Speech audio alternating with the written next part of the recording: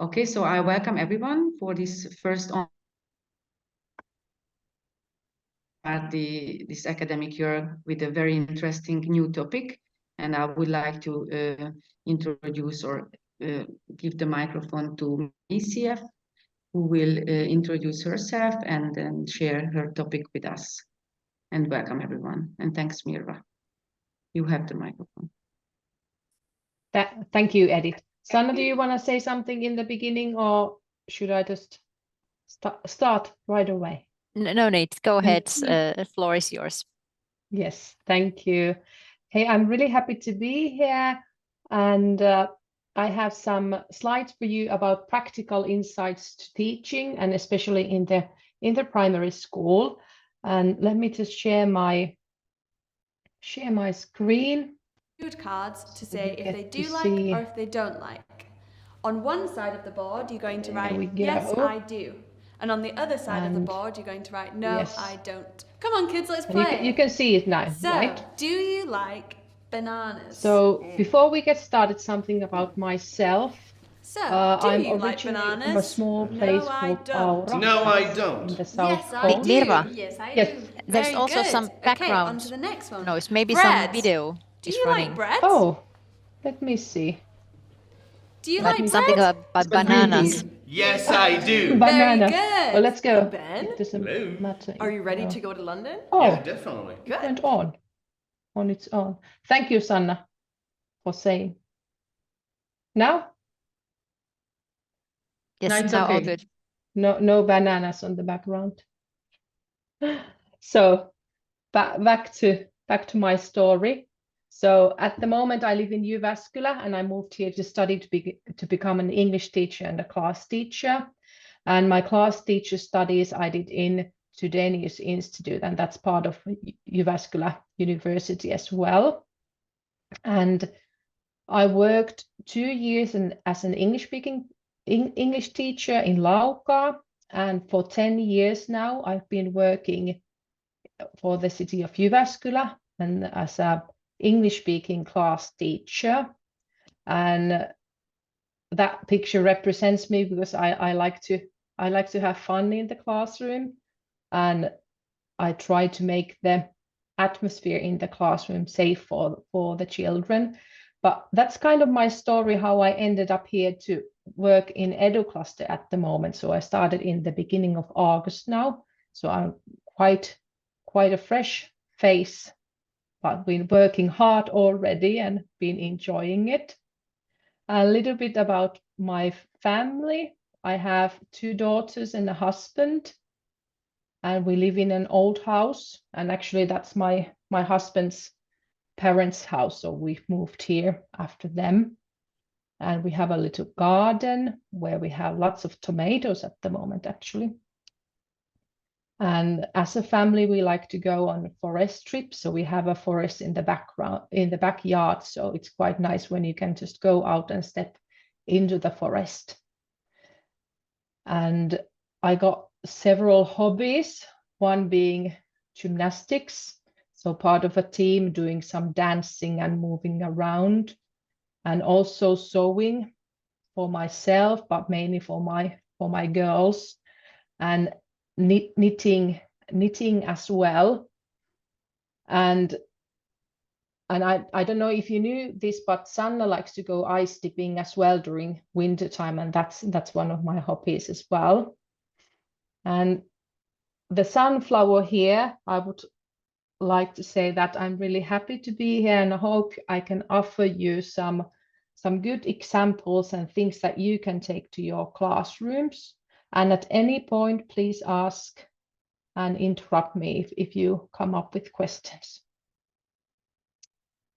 But then about how you're feeling at the moment. So if you wanna put to the chat, or you can open your microphone as well if you wanna say, so you can choose the number. Your edit is showing there. Yes, that's a good thing as well to do, show with your fingers. Yeah, so feeling quite happy. Me as well, feeling happy. That's nice to hear. So you're ready to take everything in. That's nice. So what we're going to cover today, I have examples for you about starting a school day and about starting a lesson. Then we'll talk about routines and classroom management as well. But before we start, I would like to hear from you. What's important for you when you start a new day? What makes you feel good or not so good? Would you like to share your ideas? I like when we connect, like when we are there, then very quickly kids and the teachers, we get together and we became a group. So like starting the work together as a group. No one is outside. Yeah. I mean, not only physically, but yeah, emotionally and actively. Yeah. So feeling part of the group, that's really important. Any other ideas do you want to share? We can go on, but that was a really good one, Edith, because that kind of sets the mood in the classroom, a positive atmosphere for children to learn. And I have here an example how I usually start the day in my classroom. In my old school, the students usually come in before I'm even in the classroom, but they know the routine already. So they come in, they take your seats. But when I come in, we start looking at the calendar. So I've put the subjects, what we have, and we'll read it together. What do we have today? Do we have maths? Do we have PE? What day is it? What's the weather like? And before we do this, we all stand up and calm down. So I get everybody's attention. And while we're standing up, I'm always thinking that I want to look at everybody, look everybody into their eyes. So kind of I see them and they see me. So that's the first moment where to start from. And then with the calendar. And when the students know the routine with the calendar, it doesn't have to be so that I'm the one explaining, now it's Monday, the 6th of September and so on, but you can include the students as well. So kind of, for example, the classroom helpers can do the calendar and then read it aloud. And also, if you can see from the picture, there's this fish bowl with numbers 10. So that's where we count the days when we have been at school. And when we get to 100, we have a little celebration in the classroom. We might do some exercises like, for example, last year I made a little booklet for the students where they had to jump 100 times or draw 100 apples. And so these little funny things, or bring something from home where you have what you have 100. So the students brought macaronis or Legos or whatever they could imagine. But kind of the calendar sets the day, so students know what's happening, if there's anything special. So we are on the same page where to start from. And then obviously with the older ones, your calendar can look a little bit different. It doesn't have to have so many pictures. It can be just a written one, or you can also have it on the week level and students can do it themselves. So again, you are taking student involvement into account and getting their ideas on the walls. And that can be, for example, the calendar can be an art project for the students to do. Then I have this Värinautit Octonauts. So this is the website where you have lots of good material and everything is free. And so basically you can build your calendar using these materials. So those are all things that you can just print out. And like we talked with Edith already in the beginning, so I'll send this material to you so you'll get the links yourself as well. But lots of things, if you're thinking that I want to redo my calendar or try something new, this is an excellent page to have a look at. And then, Mirva, is that page in Finnish or in English as well? Both. Oh, super. There's lots of material in Finnish, but also in English. And that's why I put it here. Also in English. Yeah. And Swedish. I think there was Swedish as well. Let me see. Then we have the classroom screen. So that's one way of having the calendar as well. I've used this mainly, for example, after the lunch break, when students, they go to eat and then they go straight to lunch. After lunch, they go on their own to the classroom. So I have the classroom screen already set up on my big screen, and it tells them what to do. So you can have work symbols, different kind of like silent time. Then you can write instructions. You can have the timer. So how long do you have for this read, draw, and relax? You can have traffic lights. So how is it going? What time is it?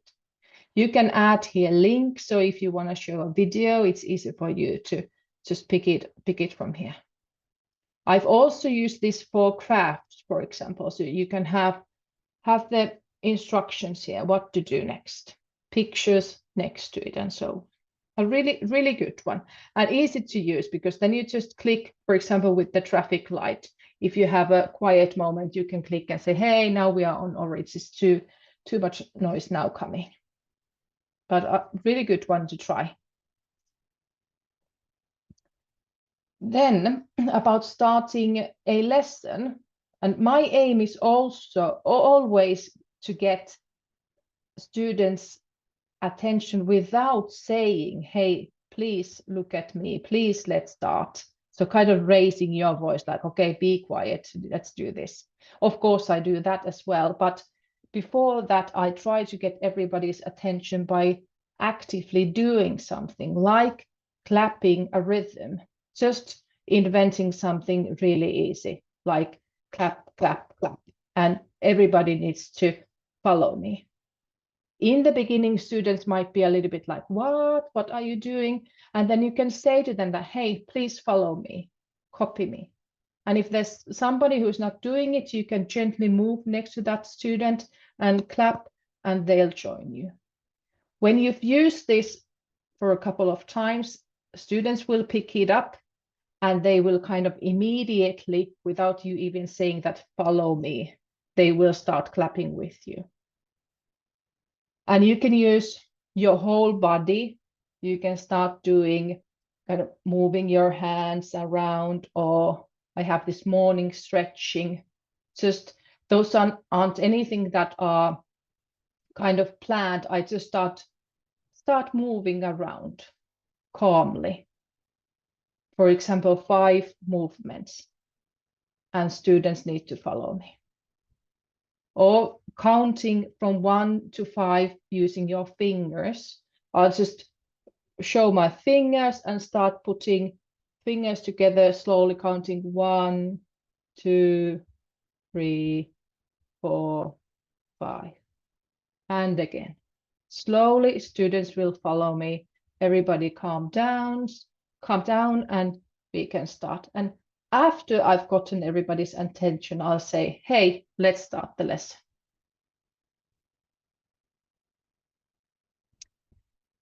You can also use poems. This is one of my favorites, where you say, look at the ceiling, and at the same time you raise your gaze to the ceiling. You say, look at the ceiling, then look at the window. So at the same time, again, you are looking at the window, look at the floor. And now I notice that there's the look at the floor missing. So look at the ceiling, look at the window, look at the floor. All the time doing this and students following. And when everybody's joined you, you say, look at the ceiling, look at the window, look at the teacher. And then they're kind of amazed. Oh, what happened here? So, and again, a really good one. And little bit of movement there as well. Then using music, it's getting everybody's attention. And you can set up the atmosphere already before the students come to the classroom. So if you're thinking that, oh, the last lesson, it was a bit there was too much noise, I want students to calm down now. So you can already, before students come in, put some quiet music on, maybe some picture from YouTube where it's like flowers or butterflies flying, and maybe you dim the lights. So when students walk in, they already calm down. They see that it's a little bit darker, there's calm music. So it's easier for you, again, to get everybody's attention. Then I use quite a lot of mindfulness exercises as well, or breathing exercises. I can do them on my own, so that I say to everybody that put your hands on your tummy and then we start breathing. And I'll count slowly, like 1 and 2. And all the time I'm doing it myself. So I'm being the example, but I'm also guiding the students. So the ones who maybe need more help, I can walk next to them, put my hand on their shoulder, and still going on 1 and 2. And you can do this also so that students go and lie on the floor and you put some quiet music on, and you might want to tell a story. If you want, you can find lots of stories from the internet already. But what I found really useful, that I just come up with the story on my own, because you don't always see the moment that now I need the story, but the situation just appears. So I'll tell everybody to lay down, close your eyes, and listen to me. I have a story, for example, that you are a planet, you are in the space looking down to the earth, you are really calmly moving. What do you see? Or go to your favorite place, think, what does it look like? How do you feel there? So kind of giving the picture to student minds on their own. I also sometimes use these videos from YouTube. You can find lots and lots of them. Maybe to show you the bubble bounce. Let's see if it works.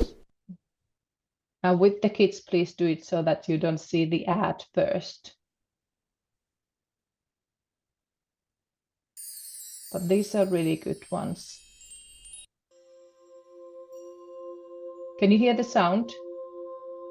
Yes, because for some mindful I can't, but looking. If you can hear it. This activity will enhance your observation Let's skills just have a quick and make you better at focusing. These are great skills for artists and will help you to focus in class.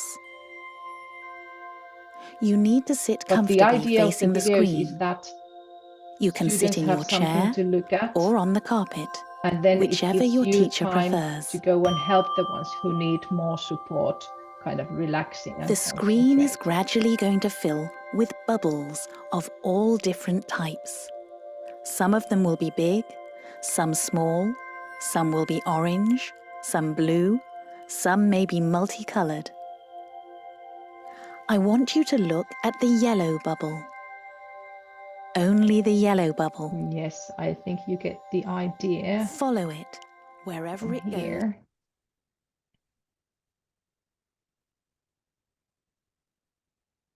These are really good ones at any time of the lesson. In the beginning, when you want to set the mood, or in the middle of the lesson, when you're feeling, oh, now you're not listening to me.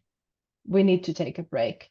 Oh, it feels like you are too tired now. Or in the end, okay, I have a couple of minutes left before the break.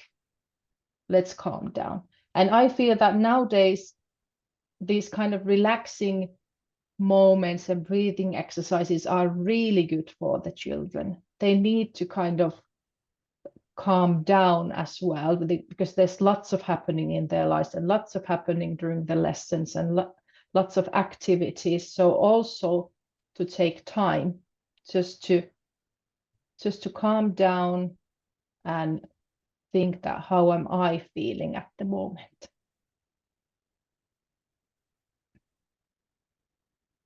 Then routines of the classroom. It would be nice to hear what kind of routines you have in the classroom already. Kind of the idea is that with the routines, oh, can I move this? Yeah. Oh, not going. Let's put it there. So with the routines, students already know what's going to happen. So then there's more room for them to think that, what am I learning? What will I do? So, and it makes them feel more safe as well. And if you're especially thinking first and second graders, like 7 and 8 year olds, there's lots of things in the school for them. So giving them more space so they know after lunch this happens. So, or like you said, Edith, on Thursdays, it's an English day. So they kind of know the frame already, what's going to be happening. Obviously, as a teacher, you need to remind students about what's coming next, but also giving room for other students who already remember that, okay, after lunch we do this, or when I come to school we go and change and we have sports, so on. And part of the routine is, for example, starting the lesson. So students already know that this is the way we start the lesson in our classroom. We, for example, stand up or teacher starts clapping. So that's nothing new for them. Of course, sometimes you want to add something new and kind of get everybody's attention, but children do love routines. Or, for example, moving from one task to another. So how do you do it? Is it a separate task, or how do you build the bridge? For example, if you read a story about animals and then you move on drawing animals, you can say that to the students that, okay, this is why we are drawing the animals, because we just read the story. Or going to the dining hall, what happens then? Making a line. Where do we make the line? Do we have a lunch poem? Seating order? How to go back to the classroom? Kind of, I've noticed as a teacher that, for example, or I heard from my substitute teachers, if I've been, for example, ill, that, oh, your students told me that this is the way you do it. This is the way you go to the dining hall. You have this poem, and they taught me the poem, and then this is the place where you wash your hands. So, and that's really nice for me as a teacher to hear that the students know the routines, and they are even able to teach the substitute teachers about them. And it kind of it makes the students to feel safe when I'm not there, but they know that things go as they normally go through. Or, for example, for tidying up, I always have this tidy up song. So, for example, after the craft lesson, I don't even need to say that let's tidy up, because I can just put the tidy up song on and everybody starts to tidy up. Or sometimes if I'm thinking that, okay, now we don't have enough time, we'll just skip the song. Well, that's not going to work, because everybody wants the song. So the students have grown so onto the routines that they just want to go through them. One example from my English lessons, that I had a routine of always, when I introduced a new letter, I asked students words that begin with that letter, and at the same time when they were telling me the words, I was making a document on the computer, writing the word and finding a picture.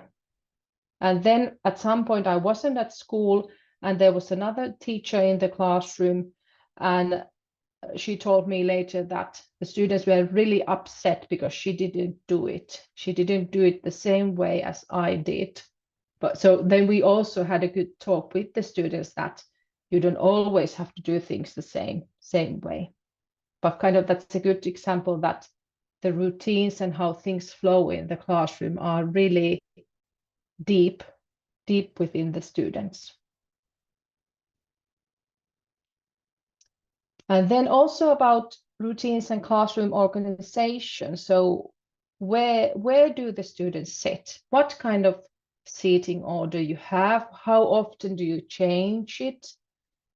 How do you do the seating order? Can the students choose, or is it the teacher, or are you mixing it?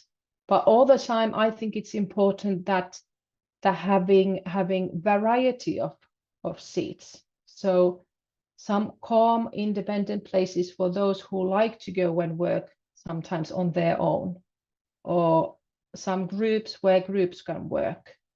But also telling the students that teacher is in control, and kind of choosing the place is about trusting. So if you want to go and work, for example, in the corridor, teacher needs to trust you. So for example, if you can't work in the classroom where the teacher is, how can I trust you to work in the corridor? So being really clear to the students about these kind of things. And also in the classroom about materials, what you have in on the walls, having some materials but not too much. For example, the calendar, making it clear. Or also, where's the teacher situated? Does the teacher's desk need to be in the front or maybe on the side? So that it's easy for you to teach, but also easy for students to move around. Then I have a couple of pictures from Kortepohja School, and I think you visited that school as well, didn't you? Unfortunately, I wasn't there then. I think you were supposed to come to my classroom as well, but I was ill on that day. So for example, this is my old classroom. And I tried here having all the tables together, and this was a huge table group, but students really enjoyed it. And that was something that we did before Christmas holiday and again before summer holiday, because students were asking for it. But we also talked about that if we're all sitting at the same table, what does it mean, for example, when teacher is talking, or how to work. Or in the middle, we have another picture where you have groups. In Kortepohja, they have nice tables where you can, even though these are in groups of 2, but since these are the shape of triangle, you can easily have group work here as well. So you can add chairs. Or the third one, where the chairs and tables are already in a group. And the last picture is, I believe it's maybe with the 3rd and 4th graders at the moment. So they are a little bit older ones, and they already know how to work in a group. I normally start with 1st graders, maybe having seats in pairs, maybe even alone, independent seats, and gradually we move to bigger groups. So when students know how to listen and how to behave in the classroom, and I can trust that everybody are doing their work. Then moving to classroom management. Any ideas on that? What's classroom management in your classrooms? Does it mean like who is responsible for tidy up, I don't know, the blackboards area, or who is responsible to have all the, like, I don't know, the commonly used, like the scissors, the pencils, to put back to its place? Or yeah, it means that as well, but also about how do you as a teacher make sure that everybody is listening and working what they are supposed to do. So kind of what do you do if someone's not listening to you, or what do you do if someone's not doing their project? What kind of tricks and things you do then as a teacher?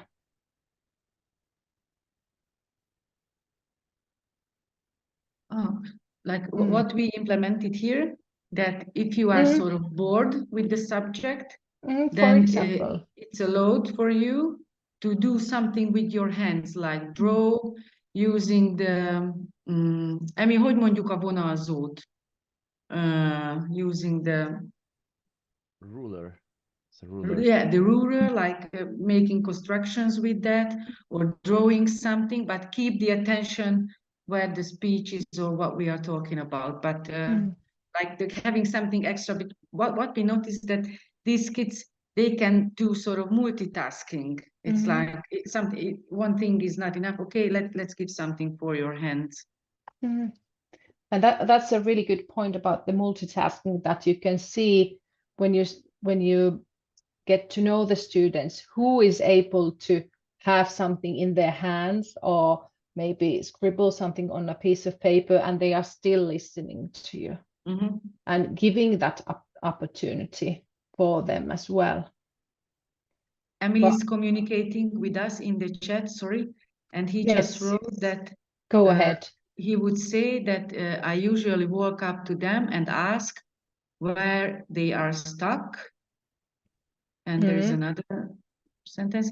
At my language school, I give them fidget toys to speak better. And yeah, that was all he wrote. Yes. Yes, those are really good ones. So if you see someone struggling, you go and make an effort. What's wrong? How can I help you? Or having something in your hands, so you get to be active. But I think kind of where everything starts from is the class rules. So doing the rules together with the students and thinking, how do we behave? And they need to be really clear. So kind of, I think as adults, sometimes we take things for granted that this is how you should behave. But if you don't say it aloud, the students won't know it. So we have to kind of speak out even the simplest things. And about the class rules, so taking students with you doing it. I've had several times that I put students into groups, and first I told them that, okay, now you need to think all together, what are the rules for our classroom? And I give them time to do that, and later we'll have a look all together and go through the groups. What ideas did you get? And then we'll vote which ones, for example, which 5 ones are the most important ones. But what rules do you think are important in your classrooms? Because kind of before we can do them with the students, you have to know yourself as well, that what's your style, what do you want to stress with the students? We did sort of the same at the beginning, like on Monday, and then this project is still on because it should, like, the outcome should be that they create posters as a marketing material. They can even draw something on it and having sort of the sentences like, what is the message of that? And they are really creative, like there is respect for each other. And one of the boy was taking this to draw it, and he had no idea. And then he just went to Google and found from the martial art, like 2 judo guy bending towards each other. And that's like respecting the private area and even more as well. Yeah, I'm gonna have to go, sorry. Yeah, really good one. So taking students involvement with you, doing them together. Yes, I sometimes had we called it a behavior flower. So we had a big flower on the classroom door, and each petal had one rule. For example, I listened to the teacher, and then I told everybody that, okay, this week we'll concentrate on this rule. Like, for example, this week I listened to the teacher. Now I'm really paying attention that how can you do it? And if it went well, we put these little balls in the middle of the flower. So at the same time we were seeing, can we behave according to our rules? And when the flower was full, so we went through all the rules, there was something nice for each one of us coming. And go ahead. In this case, how many of the rules do you use? Like, is it useful to have lots of rules, or only like starting with 5 or 6 or 7, like fewer ones, to get them used to the habits, how to behave in schools? I think with the smaller kids, less rules are better, because then you can really concentrate on those. Last autumn, we tried even that we only had one rule, and the rule went so that I respect myself and others. And we talked about that rule, that what does it mean? So kind of what goes in it. So listen to others, you don't hurt others, things like this. And if there were arguments or something, we always had a look at that one rule: respect yourself and others. Is this how we behave? No, it isn't. And kind of, I think with the first and second graders, for example, just having maybe 5 rules, really clear ones. Listen others, be friendly. And one important thing is also having the rules so that you tell students what you can do. So not starting, do not run, do not yell, do not hit, but doing the opposite. So kind of setting the positive atmosphere for there as well. So walk inside the school, be a good friend. So giving the advice that this is how you should do, rather than saying do not do this. And also about classroom management, when you have the rules, then how do you make everybody listen? So kind of this is now on you. So being clear, talking too long, having oral and written instructions. So when you're talking, you can have some pictures, or you can use the classroom screen that I showed you, and you repeat yourself. You can say 1, 2, 3, these are the things. And then you check, what have we done here? I quite often use just my fingers, saying that, okay, we'll first read the story, then you go to your groups, then you'll come back to your seats and we'll do something together. So this is the simplest form. But if we're doing something more complicated, I can write the rules down, draw pictures, and so on. And sometimes I can see from myself as well that, okay, now I wasn't clear. Because you see the confusion on students' faces, that, okay, they didn't understand me. My instructions weren't clear. Now let me tell you again. And I can say that okay, sorry, I want to give you an advice now. Let's go 2 steps back, please. Come to your seats and let's revise. So kind of showing students as well that, okay, I made a mistake. I wasn't clear enough with my instructions. So let's take a pause, come back here.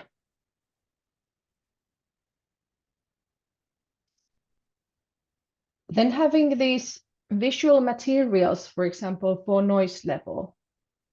So you can have a poster like this, for example, on your wall, and you can point out that, okay, now we are on whisper mode. Now we are doing independent quiet work. So please remember that. And then you can point out that, okay, hey, we were supposed to be on whisper mode, but now the entire class can hear you. So could you please return to whisper mode? So having the visual for kids to see that this is how I should behave now. Or I do counting, like 1, I showed you the fingers, or I can do a countdown as well, 5, 4, 3, 2, 1, listen. If it doesn't work, I'll do it again. And students will stop what they're doing and listen to me. Here's a bouncy ball. This is an internet page, and there's the link again for you to go and see. But this is mainly for noise control. And the more there's noise in the classroom, the balls start bouncing here. And if they are on the floor, on the bottom here, there's no noise. And this is quite funny for the students to see what's the noise level in the classroom.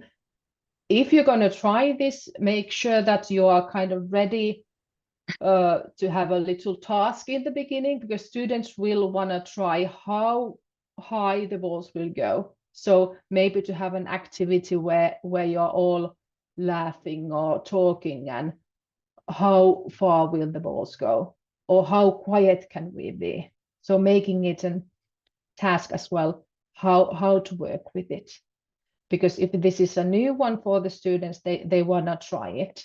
They want to see the balls going. But a really nice one.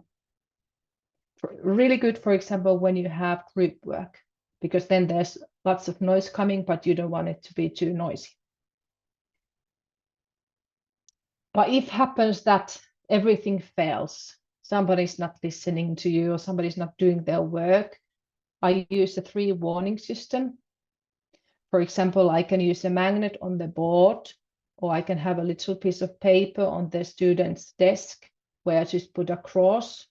So I tell the student that, okay, you have 3, I give you 3 warnings now. This is your first one.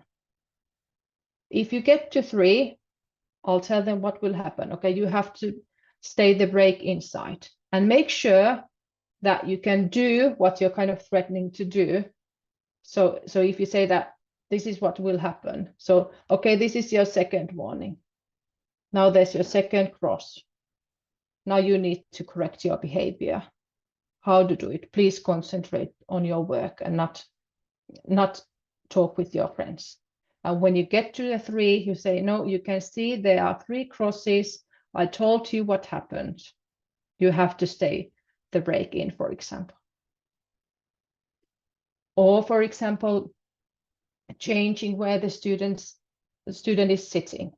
So if you have group work and somebody is not concentrating, you give them 3 opportunities to correct their behavior. But if it doesn't work, then you take that student away and he's going to, or she's going to do something else. One-to-one talk is really important. I use it a lot. For example, during the lessons when everybody's working, we can have a little chat, and all the time pointing out that what's the good thing to do, not just saying that you were too noisy, you weren't working, but what's the correct thing to do. Okay, you need to finish this task. You need to take part in the group work.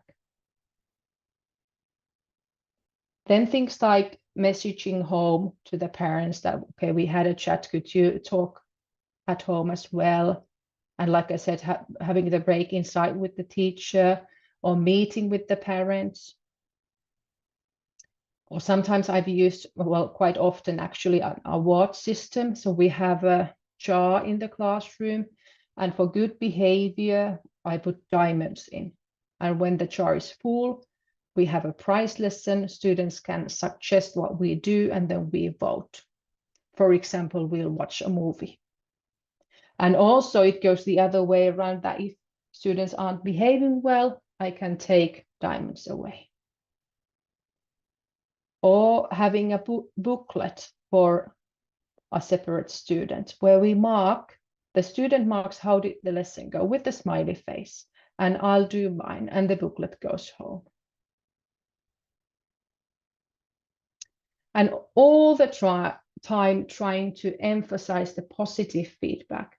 So, because you know the students in your classroom who do need help, or who have problems concentrating. So not just saying, giving them negative feedback, but listen, don't do that. Look at me, go to your seat. But trying to find the good things. Hey, good, you were now doing your work. You did this really neatly. And you can see the students growing when you say those kind of things. And I've used in my classroom this positive pedagogy, see the good. So we have a crow who visits us and teach us about strengths. And I think the phrase here, teaching about strengths, has a longer lasting effect on learning and is more likely to lead a satisfying life than teaching solely cognitive skills. So understanding that being positive and getting and receiving positive feedback, it's the way to go. Because you can see from the students when they grow, when you show them your thumb, like, good work, and hey, you did really well, you were so friendly. So you can see how they grow and how they smile. Okay, I've been talking a lot now. So we started off with the same picture. How do you feel? How do you feel now? Let's put the pictures. Yes. Still 5. Sanna was showing 6. Yeah, plus. Yeah. Yes. Thank you for listening. And I would love to hear any thoughts or ideas. I have a question, actually, too. Go ahead. Do you also have like assistant teacher, or you do everything alone? I've mainly worked alone, and that's because of the English-speaking classes are quite small, so we don't have many students. Last year I had 12 students in my class. I have some lessons where I have an assistant teacher, like craft lesson or a PE lesson. But let's say 5 lessons per week from 24 or 20. And my other question was, like, you were showing this app you are using to check the sound of the group. Yeah. Is it on? Like, is it on when they have the group work so that they can see Yes. how loud? Yeah. Okay. Yes. So if you put it on the classroom screen, on the screen for children to see it, yes. Okay, so it's visible for them as well. Yes. Not only for the first time when you show them, like, this is what we can use to see how loud or noisy we are, but it's all, you put it on when there is the group work and, okay, let's see what we can do or how we work. Okay. Yes. So you can keep it on the board all the time when you're working. And then you can kind of point it out to the students that, hey, look at the board. Look at the board now. The balls are bouncing too high. Let's get them down. Yeah. Okay. Super. That's a really good one. Yeah. And I think it's really nice to have different kind of things, because kind of then you surprise the kids that, okay, this is how we will do it now. So even though routines are good, but then also having something new sometimes. Yeah. And for example, do you share with them the outcomes of the rules, or only when the first thing happens that, okay, if this is going to continue, then this and this happens, or it's already shared at the beginning of the whole year? At the beginning. So right away. So if I say that, okay, it's too noisy in the classroom. If, for example, let's think that we are doing group work. Okay, it's too noisy in the classroom. Now I'm reminding you, you need to be a little bit calmer, a little bit quieter. If you continue, we have to stop. And then I can say again, okay, you're still being too noisy. Now I'll give you one more chance. So being really clear and telling students what happens if it continues from the beginning on, because otherwise there's no point if we just go on saying that don't do this and nothing will happen, or if the students don't know what's coming if they continue. Okay. Thanks, Mirva. I think you shared really lots of useful practices, and I'm sure that teachers who couldn't join us will be very glad to watch it later on. Yes. Thank you. Yes, definitely. I think these were the topics that we discussed when the groups were in Finland, and many things we saw when we visited in Kortepohja. But I think this is like giving the now more content of those things that we saw, that this is actually used and how these methods are used. Okay, thank you.